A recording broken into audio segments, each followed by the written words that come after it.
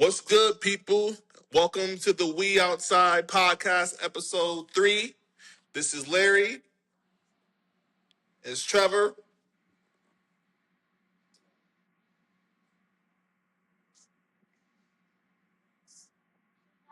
It's a little frozen, but I think Larry introduced me. My name is Trevor. What up, though? Yeah. So today we're gonna touch on a couple of topics that we see in our eyes in the world of sports. We're gonna talk about the NBA Finals, obviously. We're gonna talk a little bit of football, and we also gonna talk about a little bit of college sports as a whole, with Nick Saban speaking to Congress this week and Chris Canty goes off, and we'll share our thoughts and opinions about that, though. But first things first, the NBA Finals. I got the biggest smile on my face right now. I'm not even going to say a word. I'll let Trevor take it over because I'm not even going to say a word right now. Let's just say I got to probably eat a little bit of crow because I definitely was on the San Antonio Spurs ship. And one thing I will say, there's definitely a difference between the two teams. You can definitely tell that the Knicks want it a lot more than the Spurs do. The Spurs are definitely trying to come down for beating OKC.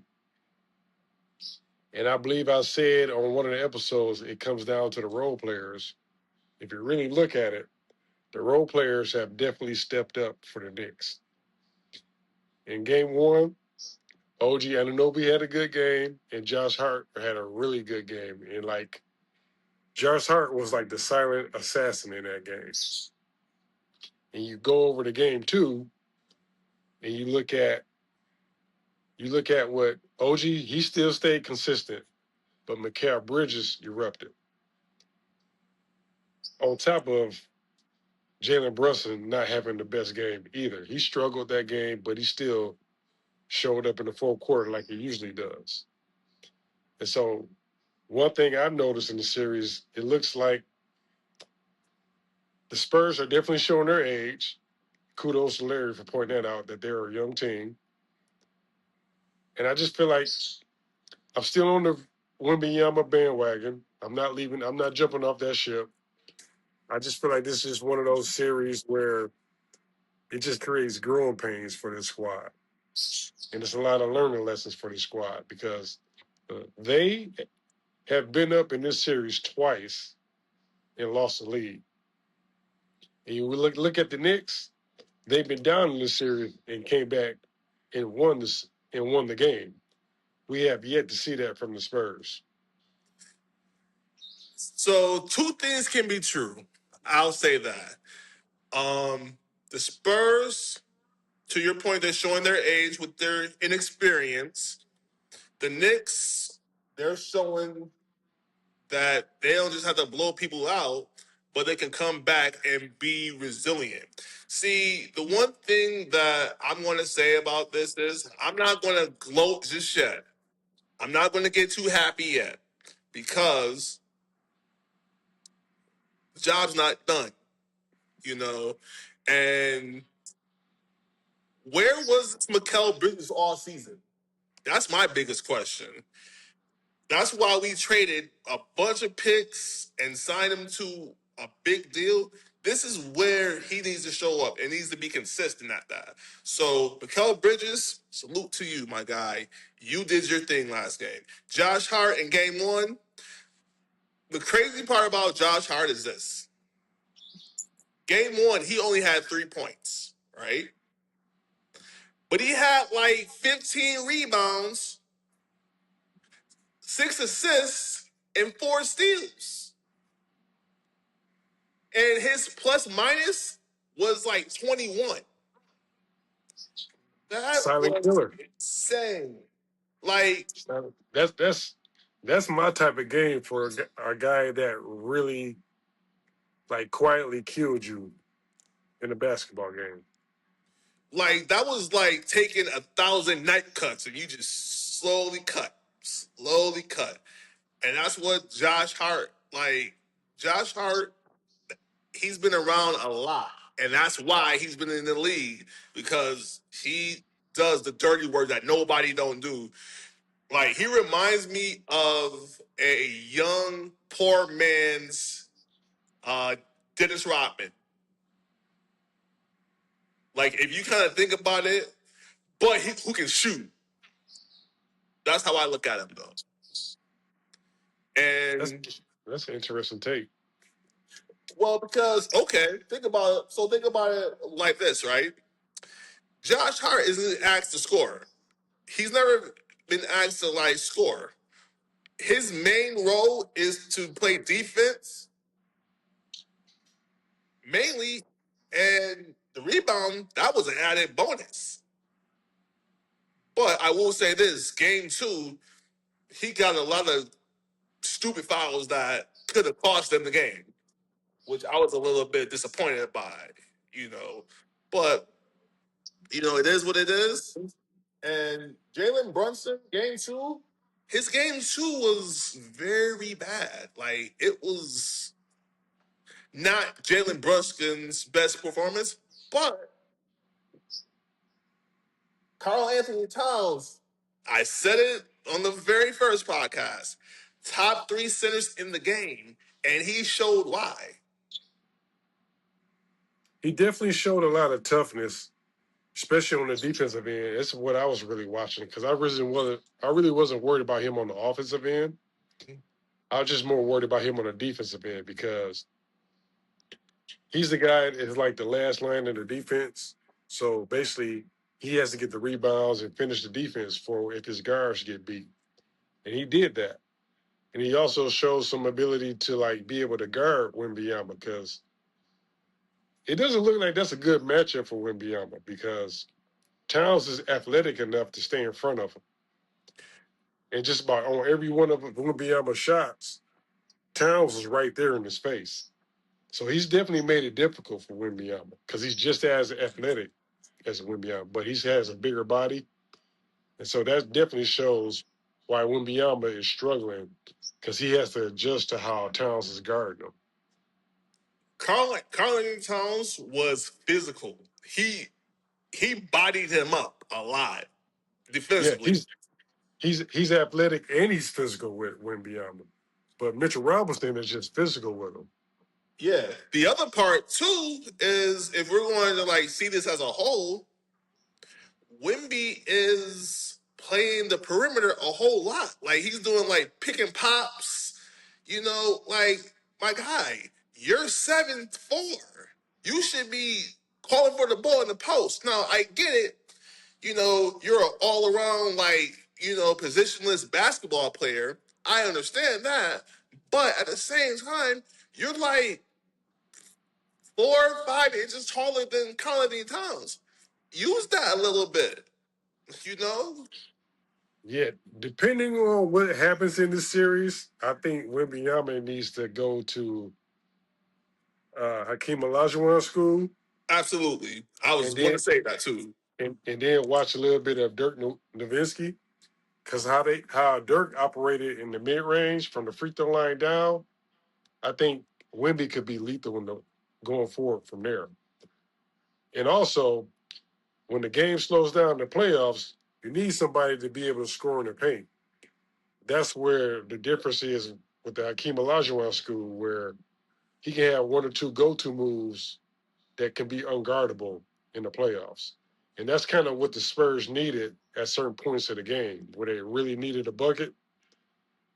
And if you throw it down to Wemby on the block and he gives like one or two moves and he gets a bucket or two, that opens up the game for everybody because that frees up Champagne for an open shot. Vassell can hit a shot every now and then. And then that creates space for Harper or Castle or even Fox to create a shot for themselves to get to the rim. Because either way it goes, no matter what, when Wemby comes down the floor, there's going to be two guys guarding him, no matter what, every time he comes down the floor. Facts. So it's up to him to create space and opportunities for everybody else.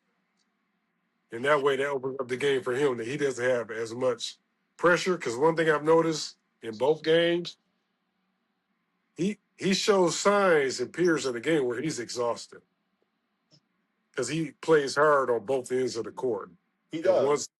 once that happens, the Spurs are pretty much dead in the water after that. I mean, the thing is that like just by seeing these two games, you know, it's like we see San Antonio go up by like 10 or 12 in like the first quarter, and the Knicks clawed back, and then the third quarter I think is the biggest telling sign in both games. In the third quarter, in game one, I think the Spurs they were up. I think they were up by like double digits. And in game three, the Knicks stormed to be up by double digits. But it's like a seesaw battle with okay, one team's up, one comes back and takes the lead. But I will say this though, and this is the elephant in the room that needs to be addressed though. Wemby's turnover in the late game that cannot happen. Yeah, I will say that there were three things that stuck out. Wemby's turnover, pass. He got the foul draw though on Brunson. Brunson hit the 2 free throws, and Wemby had a good look at the end to try to win the game. I think this is where Wemby learns how to close games because I don't think he had necessarily much experience on how to close games. Mm-hmm. I think, like I said before, this is more like a learning experience for him, so he can understand what it takes to close games out. Sure. Because going forward, he's going to be the guy that the Spurs expect to close out games. Don't get me wrong, Castle and Harper will be there to like support, but it's like, hey, like number one, hey, we need you to close it out. We need you to win this one for us. So from what I'm hearing from you, that Wimby has to close it out. So with that being said, is this his team for him to do that though? I do think this is his team for sure. I think that the more of it, because like I said before, if he wants to be the face of the league, this is what comes with it. That's Because fair. apparently, because if you think about it, a lot of greats have experienced like these sort of nightmares. LeBron went through it. KD went through it and still going through it. Like this is what happens to guys that are going to be like Hall of Fame potential, top 15 potential type players. Every single one of them has went through this type of scenario before. Yeah. And I think too, you know, in that situation, I think he should have rolled to the basket. I mean, it was a good look. Don't get me wrong. It was a good look. But you're 7'4", 7'5". Go to the basket. Yeah, If anything, draw a foul.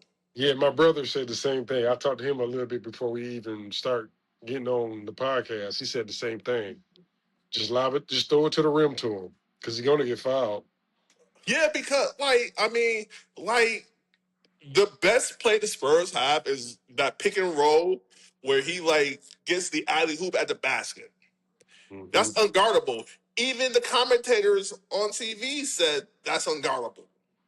Hmm. So I think that has to be a staple in an offense. Game three is tomorrow.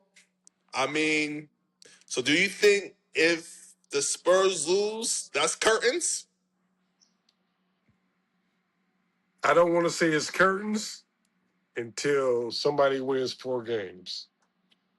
And so there's like 5 teams in the NBA that have came back from being down 0-2. And so I definitely don't want to count the Spurs out because if you think about it in reality, you just got to win one. Mm-hmm. Just win one. I know it's going to be tough in New York at the Garden, but I think Game 3 is going to show us a lot about the Spurs, depending on the outcome of the game. Because if you think about it, the 2006 Miami Heat with Dwayne Wade, Mhm. They came back down from 0-2. Yeah. The Cleveland Cavaliers in 2016 came back down from 0-2. The Milwaukee Bucks, when Giannis went crazy on the Spurs in 2021, they came back from down 0-2. So I am definitely, and like I said before, when you have the best player on the floor, which is Wembanyama, Mhm. I am not going to count them out. I'm going to stick to my original pick, Knicks in 6, because I feel that Wemby is going to get a game where he's going to go crazy. He's going to go crazy one game. So I'm not going to be like, yeah, we sweeping. I'm going to stick to my original pick, Knicks in 6. But I will say this: if the Spurs lose tomorrow night, it's pretty much going to be either in either in 4 or 5 or 6 games. Oh, only thing I say to that is I just feel like it's going to go 6.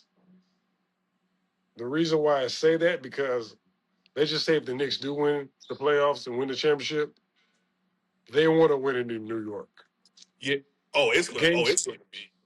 So they got to either win it in 4 or 6, because if Mm, they sweep, that's game 4 in New York. Game 5 goes to San Antonio. yeah. If you win it in game 6, that's in New York. And that city is going to go crazy if they win it in New York. Did you see outside?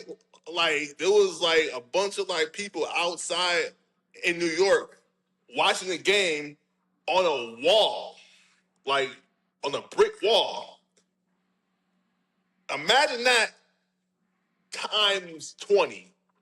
Like, I'll say this, and I was kind of joking when I told this to one of my coworkers. I was like, if the Knicks win, they're going to drive through. That parade route is going to be insane. It's going to go through every borough, probably. I'm guessing. It's going to That's touch not a guess. everywhere. I don't think that's a guess. That parade might last for like a week. That's how long that parade gonna For last. real, nah. It might. Yeah, it might last a week. It might. But, so my pick tomorrow night, I'm going to say the Knicks because they're coming home. What's your pick for tomorrow night? My pick tomorrow is the Spurs. The Spurs get 1. Okay. I So, think I think they have to get game 3. If cool. they don't get game 3, the series is pretty much over. Well, you heard it from Trevor. Tomorrow night, Spurs going to win for him. I'm picking the Knicks. So we'll see what happens. It'll be a good game either way, so It's been an entertaining series out to for sure. It's been an entertaining series. yes, it has. So we're going to transition to talk about the NFL. So Trevor is a diehard Detroit Lions fan. I'm a Steelers fan. So, Trevor, what are your Lions going to do this year, man? Uh, I, I can see the Lions getting double-digit wins because we won 9 games last year. We made some improvements and tweaks to the offensive line and the defensive line to give Aiden Hutchinson some help. I can see the Lions getting between 10 to 11 wins next season. And I think there's just a few things that need to fall their way for them to get to the Super Bowl, because the Rams look really good. We talked about them the last episode. Mm-hmm. I'm definitely not counting the Seahawks out because they won the Super Bowl last year. Mm-hmm. The 49ers has always been a thorn. I just feel like the Lions, the window is slowly shutting until we address the quarterback situation. Don't get me wrong, Jared Goff. I like Jared Goff. He's been solid, Mm-hmm. but I just feel like Jared Goff hasn't really got us to the promised land. And you can see why the Rams, traded him away for Stafford. In my eyes, well, here's the thing. You know, you guys are playing the the fourth place teams, right? Like out of your schedule because of Yeah, so but our I division is still tough, though. yeah, the division is still tough. Don't get me wrong. I just think y'all gonna be. I mean, there's going to be a lot of questions in the NFC North, and I say that because you got a new quarterback in Minnesota, Kyler Murray or Jaden McCarthy. You know, Yeah, I mean, well, we've seen Kyler Murray enough in Arizona, so yeah, we'll, you've seen enough we'll see. in him. Then Chicago. I'm gonna say Chicago's gonna fall a little flat this year because DJ Moore is not there no more. Hmm. Defensively, I mean, they struggled at times defensively, and they have a lot of late game heroics that were kind of like, can they do it again? So that's where I'm a little iffy. Green Bay. Now, my cousin Justin is gonna be mad for me saying this though, but they'll probably fall to two or three. Because Michael Parsons, he's not coming back till November probably. So in my eyes, I think it is prime picking. It's prime picking for the Lions. Yeah, I feel like within that division, not 9 or 10 wins is probably going to be the leader in that division. That's how it's always been for the last couple of years because everybody's pretty much competitive at this point. And like with the Packers, you just don't know the Packers. Like in the beginning of the season, the first half of the season, the Packers always look like a Super Bowl contender. And then when the season gets in the thick of the season, the Packers kind of come down to earth. Mm. And I feel like that's the same thing with the Bears. They do the same thing, except the Bears catch fire at the back end of the season, and then the Lions is just steady coasting. So I need the Lions to pick the right time to really peak, because once you, depending on how you peak, that determines the outcome of what you're going to look like in playoff season. Because depending on how good teams are playing by Thanksgiving, you kind of get an idea who's going to make a deep playoff run or who's the front runner to win the Super Bowl. You kind of know by then. Yeah, I think for November, to your point, who's contenders and who's pretenders. Exactly.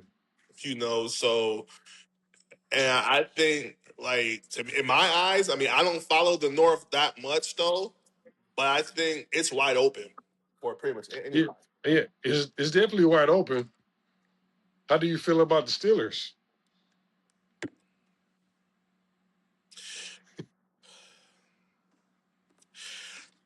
I got a lot to get off my chest about the Steelers Okay, because I'm a Steelers I'm fan. listening, and just so people know, I'm a Steelers. I'm a bit of a Steelers fan too, by default, because the Lions have been bad for so long. I think I get the right to get a second team, and that was the Steelers, because I was a huge Ben Roethlisberger fan, and I like Pesco Burris. I like that squad a lot. But I'm gonna let Larry go ahead and vent about his Steelers real quick. In the draft, why did we not draft a quarterback? Why? Like Mason Rudolph, Will Howard, Aaron Rodgers. Aaron Rodgers just signed another deal, and at the end of the year, he's going to retire. So did you want Ty Simpson? Mm, mm, mm. Did you want Drew Alar? Drew Aller. I mean, he's a Did, serviceable did you quarterback, did you but did you want Carson Beck? Did you want Carson Beck? Carson Beck, no, because he didn't want to be like he did not when he was at Georgia. He was balling. When he went to Miami, to the Hurricanes, he just looked like a shell of himself. I'm just gonna keep it the buck. I'm. I mean, I get that this quarterback class is not that good, and hopefully they will address it next draft because that's going to be one of the top quarterback classes. But I think, I, I I think mean, I think I think everybody gonna try to address it that draft. I think so too. But the Steelers, y'all try to force Mike Tomlin out. Y'all force that man out. Like, the man has won for 18 years, not a losing season. And I'm just going to say this: he's done more with less. That is a true coach. That is a true leader of men. Like, for him, he basically turned chicken poop to salad with this team. Now, defensively, I'm going to address. We're too old. We're too old. They dumped a lot of money on that side of the ball too. Yes, a lot of money, and we're too old. Now, there is a bright spot. Joey Porter Jr., I do like him. Like, as a shutdown corner, I do like him. But, like, it's like, we gotta, like, get some new blood in there that's, you know, quick, I, fast. I think that comes down to the front office because you got to get the horses. That's for sure. Omar, yeah, so Omar is general manager for the Steelers. I'm gonna need for you to, like, do your job and really evaluate talent. Can we do that, Omar? Um, and then offensively, I mean, yes, Mike McCarthy, the new head coach, he cried at his press conference. I'm in Pittsburgh, boy. Look, you've been known to be an offensive guru. You you have Aaron. You worked with Aaron Rodgers before. You have DJ Metcalf. We don't have a true number two receiver. That's going to be. We don't have somebody that can, like, take the top off of defenses. So where do the Steelers finish in the division? Well, we'll finish above Cleveland. I'll say that much. You Um, should. we should finish above Cincinnati. I'm a little, I'm a little scared about Cincinnati from this perspective. You signed Dexter Lawrence. Sorry, you traded for him, and that dude is a game record on the defense. You know, year two under Al Golden as the defensive coordinator for the Bengals. Sorry, and you have a new first year head coach in Baltimore. So if we're looking on paper, by default, you would think uh, Pittsburgh will be finishing second behind Baltimore. Really, I don't know about that because Did you see who they picked up defensively? Trey Hendrickson? who picked them up? Baltimore. They picked him up because he was a free agent.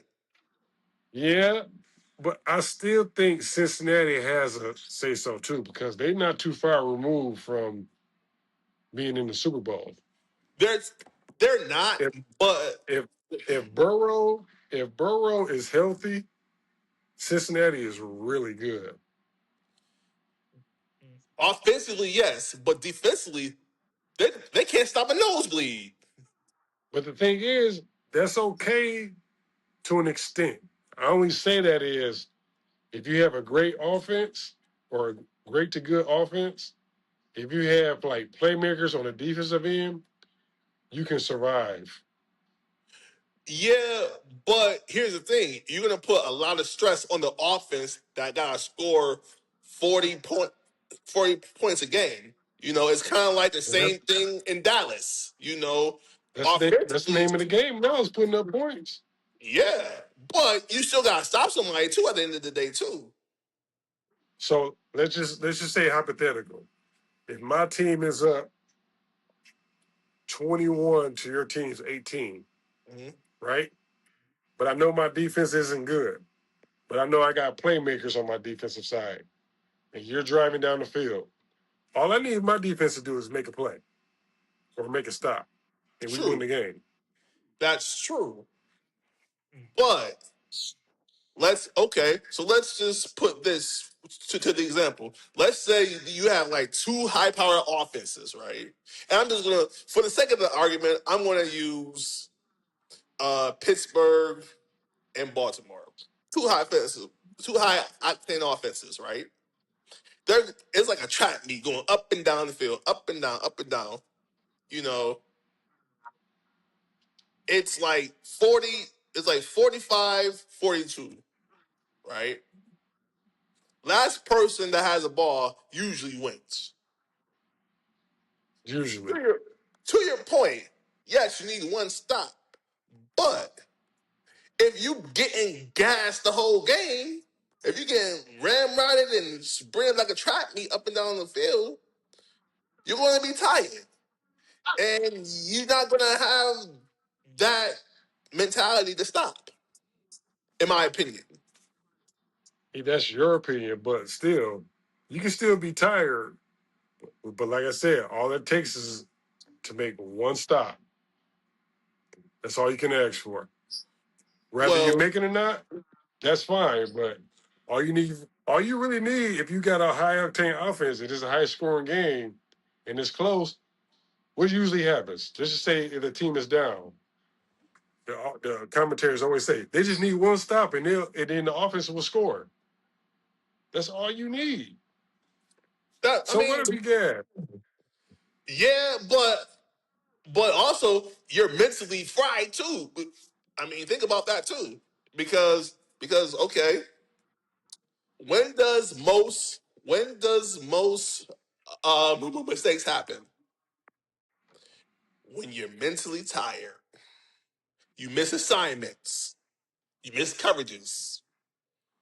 So if you miss a coverage, if you're tired, physically, mentally, you're gonna be dropping too. That's just my opinion. That's your opinion, but doesn't coaching into play with that? It does, but I will say this: if Mike McCarthy has proven he can't coach, when he was in Dallas, he's proven he couldn't coach because he goes off of the analytics a lot. I'm saying So what like, you saying? So what you you're know, saying is you're not comfortable with Mike McCarthy coaching the Steelers. I mean, he has championship pedigree. I will give him that. Okay. I just I wouldn't have hired him. That's Yeah, just you're not me. comfortable. That that's just me. I wouldn't have hired him because there were so many coaches out there that you could have hired besides him. I mean, to be fair to him, the only reason why he's still not coaching in Dallas is because him and Jerry Jones couldn't agree to a contract extension. I mean, that's the only reason why. So are you putting the Steelers season? Um, I'm cautiously optimistic. I'll say that. I Okay. I think what's going to happen is this: we're going to sneak in the wild card game. One of the wild card games. We're going to sneak in there. So you're saying the Steelers going to be 1 or 2? If they As of sneak in, they're probably 2. probably 2. So that's a high. So you're giving them double-digit wins, is what you're saying. I'm giving them 10 wins. I'm giving them 10 wins because Okay. because like okay, going over their schedule. So Falcons, that's a win. The Patriots, that's a loss. Bengals at home, that's a win. Browns, that's a win. The Colts, that's a win. The Buccaneers, that's a win. The Saints, that's a win. Browns, that's another win. The Bengals, another win. Eagles, loss. Broncos, loss. Texans, that's a win. Jaguar, that's going to be a tough game. That's a I honestly think that Texans game is going to be a tough one because that defense is good. yeah. Ravens, that's an L. The Panthers, Carolina is sneaky good though too. So I don't. I'll say win. Titans win. Ravens loss. So they're going to be 10. They'll either be 10-7 or 11-6.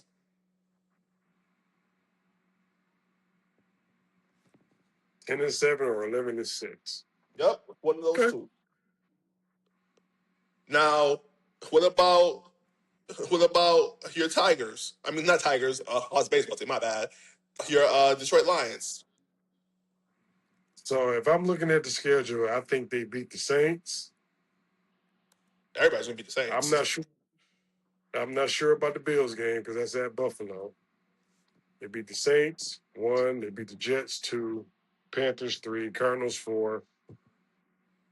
Pack 5. Vikings 6. Dolphins 7. Not sure about the Patriots. Not sure about the Bucks. They should beat the Bears once, so I give them 8. Falcons 9. Titans 10.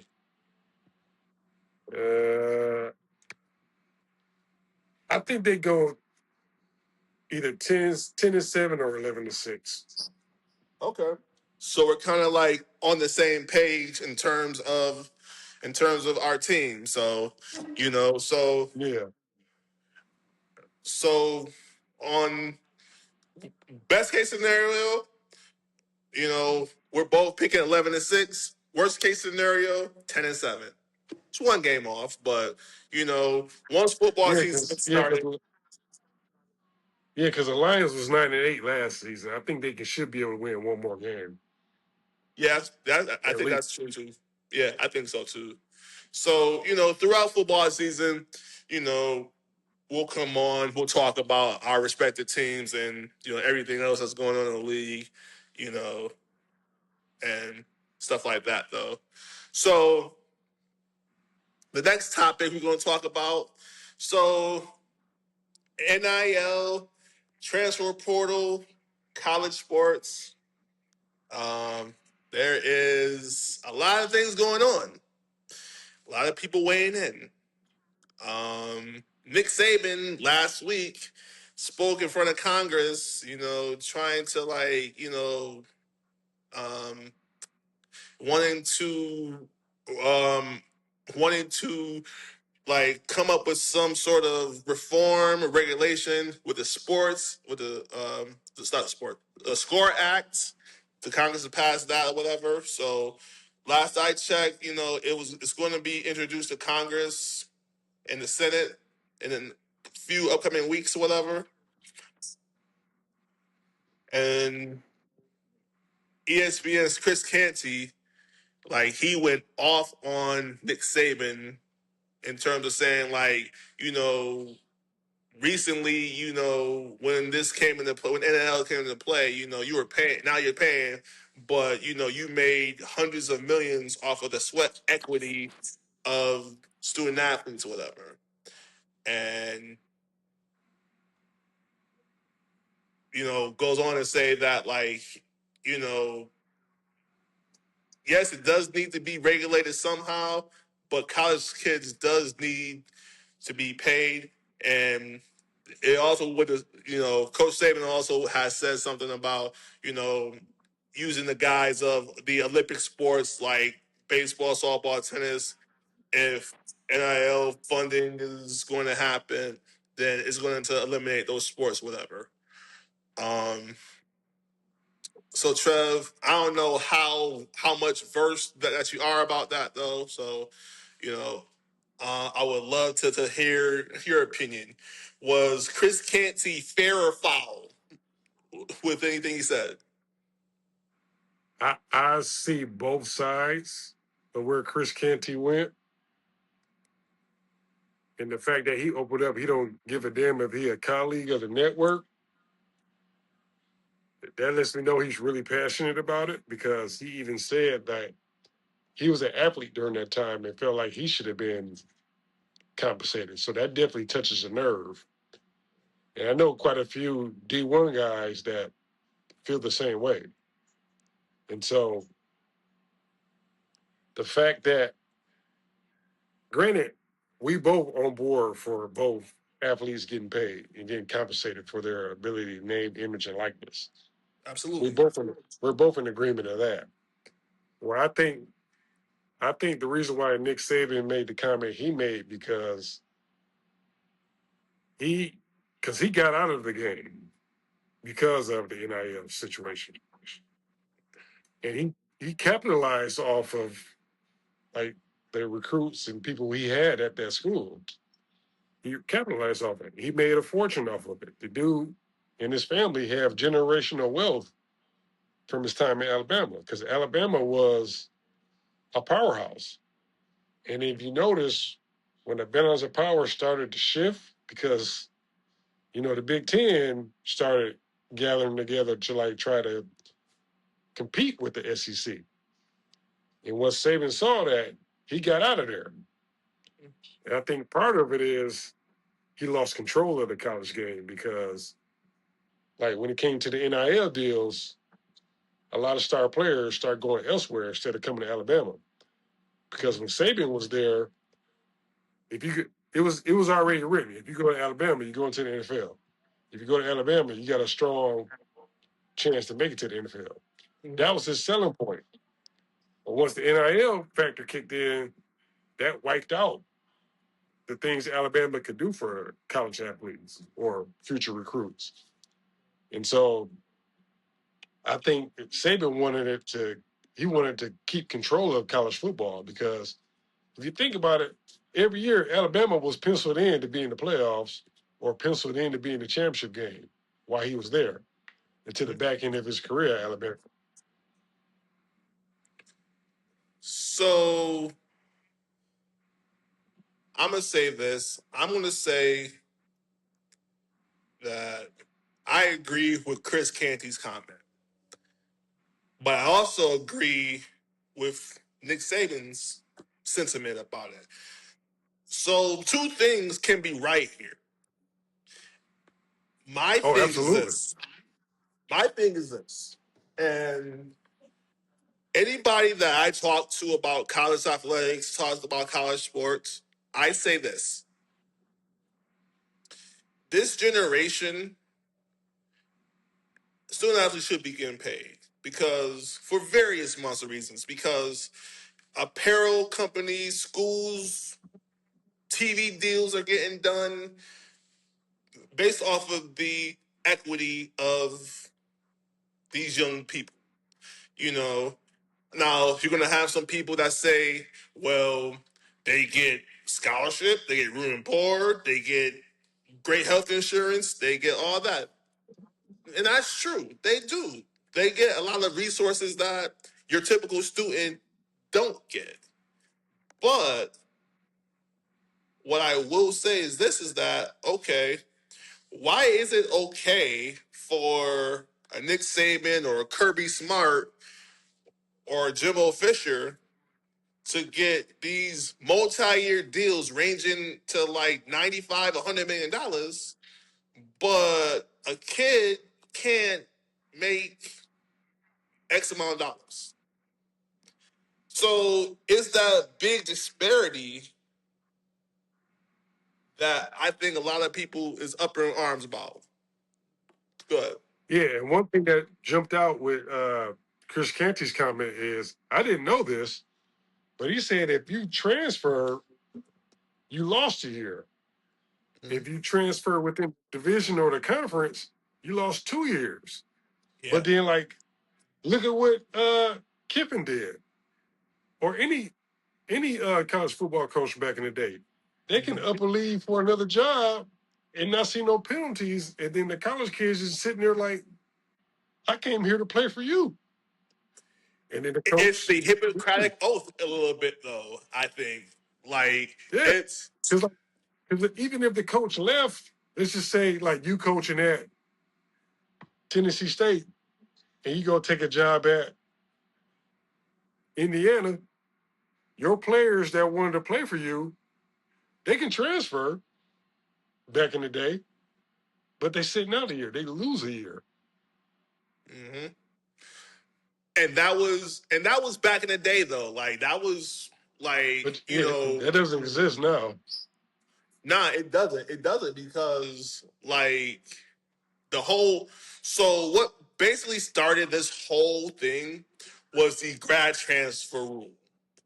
That's what got this whole transfer portal thing started. Because back in the day, there was a quarterback from Oregon, Jeremiah Momosoli. He graduated from Oregon, but he had another year. So he took a grad transfer year to go to Ole Miss or something like that. The same thing happened.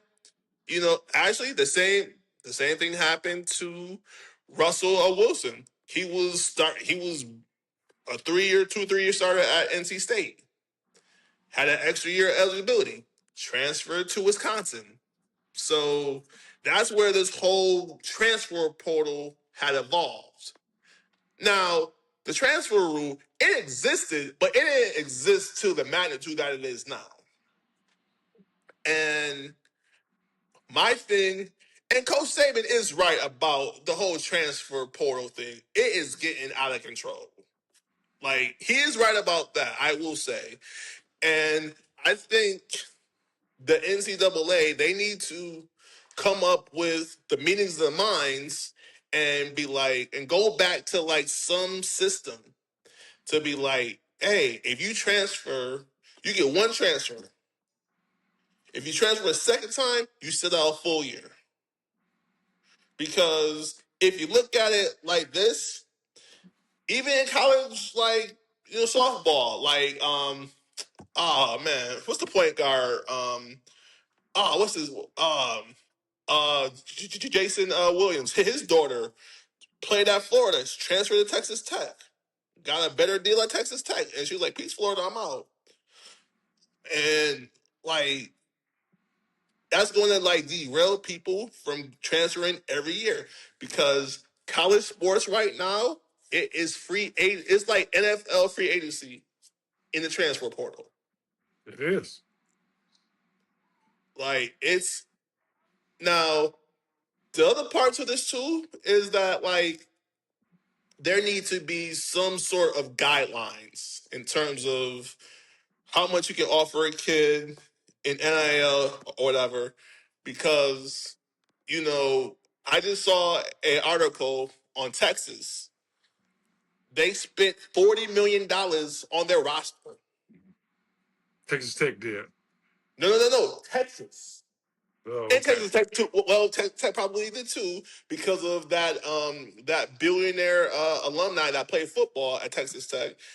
I Mhm. mean, it's like you're doing all this to win a championship, and there's only one team at the end of the day can win a championship. So I get why they're doing it.